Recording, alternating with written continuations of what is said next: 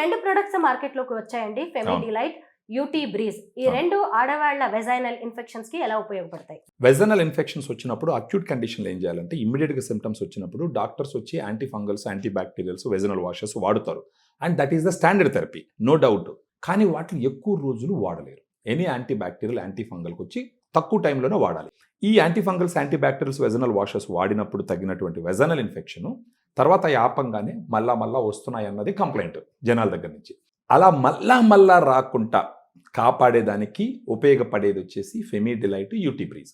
ఇప్పుడు ఫెమి డిలైట్ మీరు చూసినారనుకోండి, ఫెమి డిలైట్ అనేది వెజైనల్ ప్రోబయాటిక్ మేడం. దాంట్లో 2 గుడ్ బ్యాక్టీరియా ఉంటాయి. అదేంటంటే Lactobacillus రామనోసిస్ HN001, Lactobacillus acidophilus LA14. ఈ 2 బ్యాక్టీరియాస్ స్ట్రెయిన్స్ మనం US నుంచి ఇంపోర్ట్ చేయించి ఇక్కడ తయారు చేయించినాం.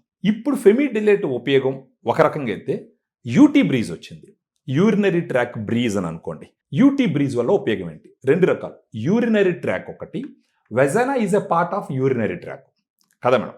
ఇప్పుడు ఈ యూటీ బ్రీజ్ వల్ల వచ్చే ఉపయోగాలు నేను చెప్తాను, ఫెమి డిలైట్ వల్ల వచ్చే ఉపయోగాలు చెప్తాను. ఫెమి డిలైట్ గుడ్ బ్యాక్టీరియా కాబట్టి మామూలుగా వెజైనాలో గుడ్ బ్యాక్టీరియా గుడ్ క్వాంటిటీలో ఉంటే బ్యాడ్ బ్యాక్టీరియాని కంట్రోల్ పెడుతుంది. ఈ anti bacterials, anti fungals, vaginal washes వాడినప్పుడు వాటికి good bacteria, bad bacteria difference తెలియదు. అవి పోయేసి గుడ్ బ్యాక్టీరియాని చంపుతాయి, బ్యాడ్ బ్యాక్టీరియాని చంపుతాయి. సో తర్వాత ఏంటంటే అక్కడ గుడ్ బ్యాక్టీరియా ఉండదు కాబట్టి మళ్ళా ఈ బ్యాడ్ బ్యాక్టీరియా మళ్ళీ ప్రెజర్ వెళ్తుంది అనమాట.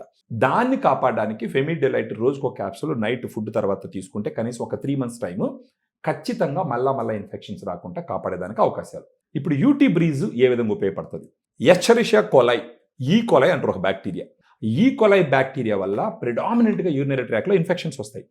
ఇప్పుడు ఈ యూటీ బ్రీజ్లో మనకు ఉండేటటువంటి 2 సప్లిమెంట్స్ ఏంటి అంటే క్రాన్బెర్రీ ఎక్స్ట్రాక్ట్, డిమానోజ్. ఇవి 2 ఏం చేస్తాయంటే ఈ కోలై అనే బ్యాక్టీరియా ఆ యూరినరీ ట్రాక్ గోడ మీద అతుక్కోకుండా మధ్యలో ఈ డిమానోజ్ తర్వాత ఈ క్రాన్బెర్రీ ఎక్స్ట్రాక్ట్ పోయి ఆ బ్యాక్టీరియా అతుక్కుంటాయి. అప్పుడు ఈ బ్యాక్టీరియా వచ్చేసి యూరినరీ ట్రాక్ గోడ మీద అతుక్కోకుండా అతుక్కుంటాయి. అప్పుడు యూరిన్ ద్వారా ఈ బ్యాక్టీరియా యూరిన్లో ఫ్లష్ అవుట్ అయిపోతుంది. సో యూటీ బ్రీజ్ అనేది యూరినరీ ట్రాక్లో ఉండే బ్యాడ్ బ్యాక్టీరియాను బయట తోసేయడానికి ఉపయోగపడుతుంది.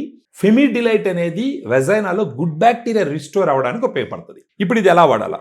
యూటీ బ్రీజు ప్రతిరోజు మార్నింగ్ బ్రేక్ఫాస్ట్ తర్వాత ఒక టాబ్లెట్ 1 నెల రోజుల పాటు వాడితే సరిపోతుంది.